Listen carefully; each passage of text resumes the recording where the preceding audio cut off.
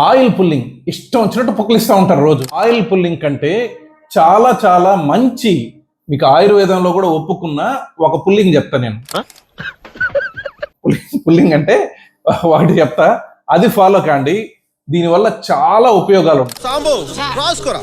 చిగుర్లు ఇన్ఫెక్షన్ ఉంటే తగ్గిస్తుంది, గొంతులో ఇన్ఫెక్షన్ ఉంటే తగ్గిస్తుంది, బ్యాడ్ బ్రెత్ ఉంటే తగ్గిస్తుంది, నోట్లో టాన్సిల్స్ ప్రాబ్లం ఉన్నా తగ్గిస్తుంది.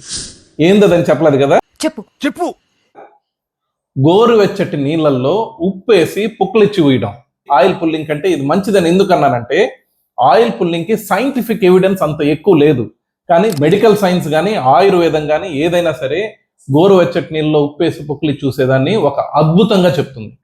మంచిది కదా అని చెప్పి ఇష్టం వచ్చినట్టు చేస్తే దీనివల్ల కూడా సమస్యలు వస్తాయి. ఊరికే రోజుకి 5-6 సార్లు చేస్తూ రోజు ఉన్నారనుకోండి, నోరు ఎండిపోతుంది. నోరు ఎండిపోతే పళ్ళు సులభంగా పుచ్చుతాయి. బీపీ ఉండేవాళ్ళు ఎక్కువగా చేశారంటే బీపీ పెరిగే అవకాశం ఉంటుంది.